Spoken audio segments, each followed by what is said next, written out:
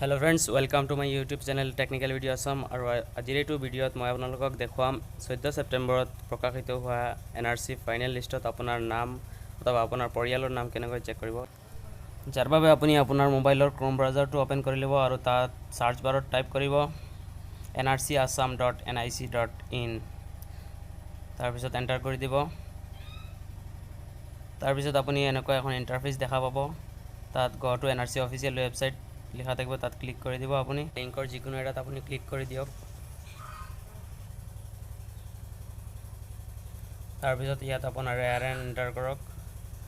আৰু ক্যাপচা বহাই সাৰ্চ বাৰত ক্লিক কৰক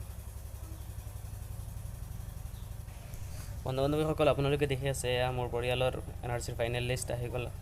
এইকেইটা একসেপ্ট হৈ আছে তো আপুনিও আপোনাৰ নামটো চেক কৰিব পাৰে এনেদৰে তো যদি ভিডিঅ'টো ভাল লাগিলে আপোনালোকে আপোনালোকৰ বন্ধুবৰ্গলৈ ভিডিঅ'টো শ্বেয়াৰ কৰি দিয়ক আৰু চেনেলটো সাবস্ক্ৰাইব কৰক আৰু লগতে ভিডিঅ'টো লাইক কৰিবলৈ নাপাহৰিব